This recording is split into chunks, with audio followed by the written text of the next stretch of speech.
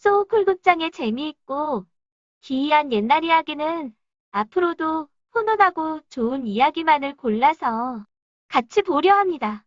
많은 지도와 격려를 부탁합니다. 고맙습니다. 오늘은 어릴 적에 어디에선가 한 번은 우리가 들어본 듯한 이야기를 하겠습니다. 천년 먹은 진해의 소원에 관한 전설 두 번째 시간입니다.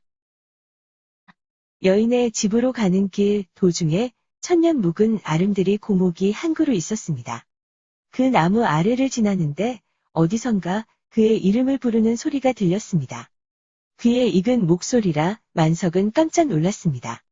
아들아, 내 아들아, 나는 내 아버지 올영이다. 내 말을 잘 들어라. 너는 그것을 만나서는 안 된다. 그것은 사람이 아니다.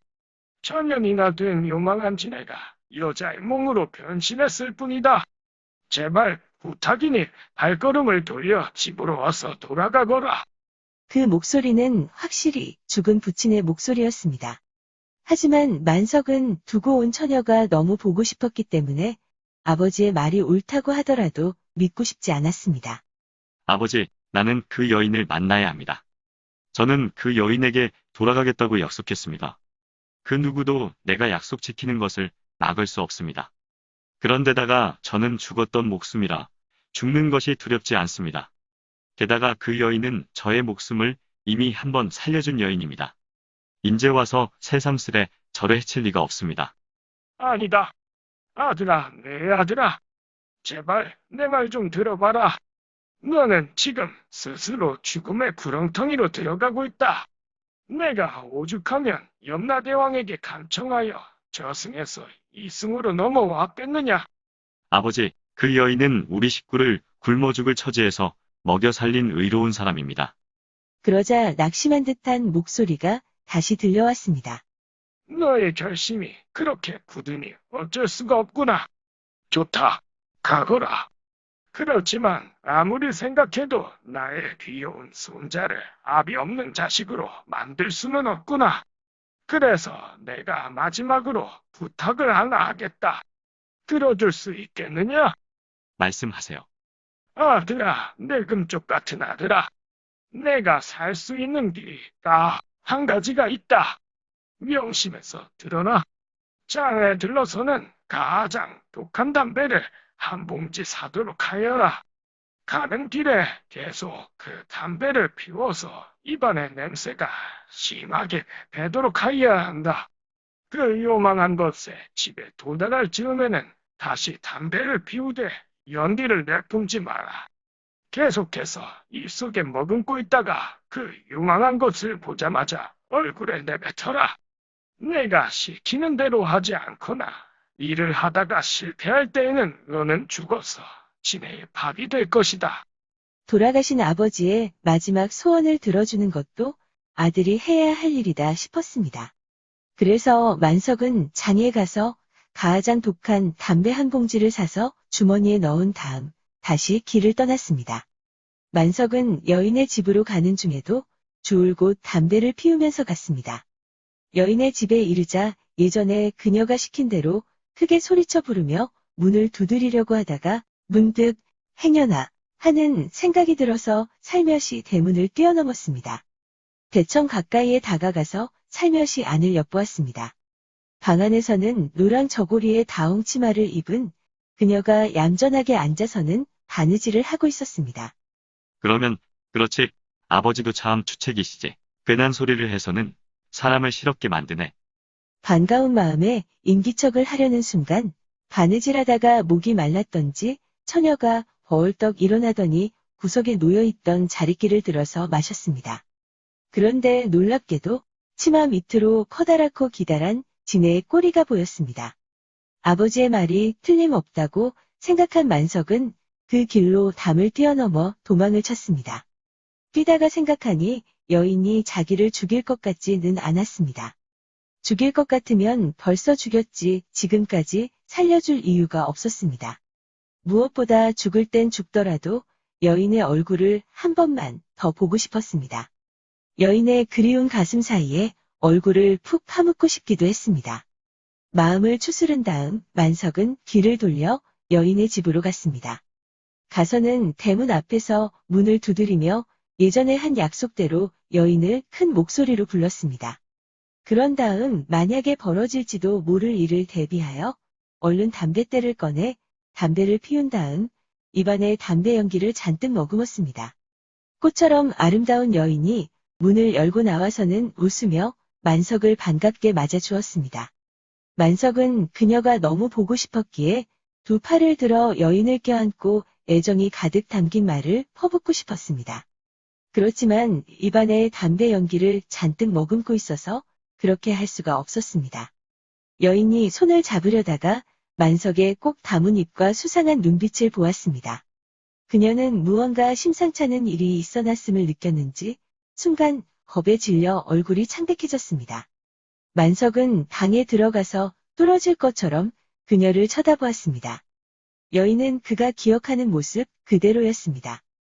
거운고 윤기나는 머리, 수정같이 빛나는 맑은 눈, 동그란 이마, 그리고 달걀만한 크기의 뽀얗고 하얀 얼굴, 봉긋하게 솟은 가슴, 낭창거리는 허리, 모든 것이 예전 그대로였습니다.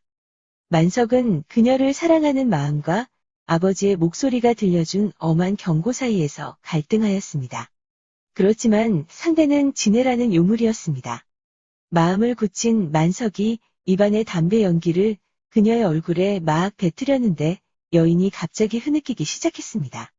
고개를 숙인 채 울기 시작하는 여인을 바라보니 전보다 2배는 더 아름다워 보였습니다. 만석은 어찌할 바를 모른 채 주저하였습니다. 결국 마음을 누그러뜨려 방문을 열고는 바깥을 향하여 담배 연기를 내뿜었습니다. 만석이 담배 연기를 바깥으로 내뿜는 모습을 보자 여인은 안도의 숨을 내쉬었습니다. 한참 고개를 숙이고 있던 여인은 마침내 결심이 선 듯 말문을 열었습니다. 소녀의 목숨을 살려주셔서 감사합니다. 선비님이 들었던 목소리는 돌아가신 부친의 목소리가 아닙니다. 천년 묵은 고목에 사는 저주받은 뱀의 목소리입니다. 소녀는 사실 상제의 무남동녀 외동딸이었고 뱀은 궁전의 하급 무사였습니다. 우리는 신분을 뛰어넘어 숨어서 서로 사랑하였습니다. 들키면 큰일 나기 때문입니다. 그러나 불행하게도 저와 예전에 영분이 났던 다른 무사의 밀고로 이 일이 상제의 귀에 들어가게 되었습니다. 그런 일이 있었군요. 상제는 우리 두 사람과 그 무사에게 벌을 내렸습니다. 저는 천년 동안 인간 세상에서 지네로 살아야 했고 저와 교제했던 그 무사는 영원히 뱀으로 살 수밖에 없는 무거운 벌을 받았습니다. 그리고 우리의 관계를 밀고 했던 그 무사도 인간 세상에서 영원히 수탈구로 살아가는 벌을 받았습니다. 하도 기가 막히는 이야기라 만석은 귀를 쫑긋 세우고 처녀의 이야기를 들었습니다. 두 무사는 항상 자신들의 운명을 원망하여 저에게 원수를 갚으려고 하였습니다. 저는 하늘에 올라갈 때만 기다리며 천년 동안 수탉과 뱀을 피하여 숨어서 살았습니다. 그동안 아무 탈 없이 잘 견뎌 왔는데 견디어 왔는데? 한강에서 선비님을 만나게 되고 선비님을 보는 순간 저는 사랑에 빠지게 되었습니다. 선비님을 독차지하는 것이 너무 미안해서 도수를 써서 선비님의 가솔에 땅과 집을 마련해 주었습니다. 그런데 그것이 뱀에게 들킨 것이죠. 그래서 선비님의 돌아가신 아버지인 것처럼 꾸며서는 선비님을 이용해서 소녀에게 천년의 원한을 갚으려고 한 것입니다. 오늘이 저의 죗값을 치르는 마지막 날입니다. 내일 정오가 되면 소녀는 천상으로 올라갑니다. 만약 선비님이 제 얼굴에 담배 연기를 뿜었다면 저는 진해로 천년을 이 세상에서 더 살아야 하는 고통을 겪었을 것입니다. 저를 위험에서 구해주셨으니 선비님께 조그만 선물을 남기고자 합니다. 내일 소녀가 하늘로 올라가고 난 뒤 이 집을 선비님께 드리겠습니다. 그리고 장독대에 가서 장독을 열어보시면 장독마다 온갖 보물이 가득 차 있을 것입니다. 가지고 가셔서 처자식들과 편안한 여생을 보내시기 바랍니다. 뭐, 그렇게까지 어쨌든 고맙소이다. 만석과 진의 처녀는 마지막으로 행복한 하루를 보내게 되었습니다. 내일이면 헤어질 운명이라 두 사람은 밤새 서로를 탐하였고 그러다가 지쳐 잠이 들었습니다. 만석이 달콤한 꿈을 꾸고 있는데 썬뜻 찬 기운이 몰아치는 것 같더니 어디선가에서 시끄럽게 닭 우는 소리가 들렸습니다. 놀라서 후닥닥 일어서니 저쪽에서 수탉 한 마리가 입에 지네를 물고는 흔들어 대더니 꿀꺼덕 삼키고 있었습니다. 이게 무슨 일인가 하고 생각하는 순간에 대궐 같던 집이 사라졌습니다. 만석이 누워있던 비단 금침도 커다란 바위로 변했습니다. 입고 있던 옷도 예전에 집을 떠날 때 걸치고 있던 누더기로 변했습니다. 장독대도 다 사라졌습니다. 만석은 허겁지겁 한양의 집으로 달려갔습니다. 가서 보니 본래의 집도 쑥대밭이 되어버렸고 가족들도 온데간데 없었습니다. 만석은 다리에 힘이 빠져 그 자리에 펄썩 주저앉았습니다. 앉아서 곰곰이 생각해보니 세상 모든 일이 한바탕 꿈과 같고 환영과 같고 거품과 같고 이슬과 같고 또 번개와 같았습니다. 용어 해설입니다. 자리끼는 밤에 자다가 마시기 위하여 자기 전에 머리맡에 준비하는 물을 말합니다. 상제는 천상에서 조정대 신들을 거느리면서 지상의 만물을 감독하는 자입니다. 가솔은 처자식, 즉 집에 거느리고 있는 식구를 말합니다. 참고한 자료는 다음과 같습니다. 정인석 교수가 짓고 최인학 교수와 강재철 교수가 번역하고 편집한 한국의 설화에서 아이디어를 가져왔습니다.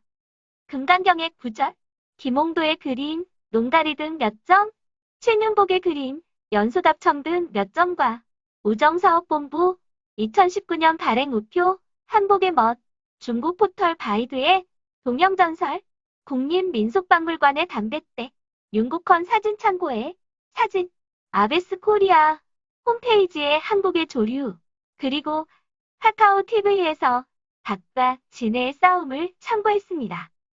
소쿨극장입니다. 다음 화요일 10시에 뵙겠습니다. 안녕히 계셔요. 고맙습니다.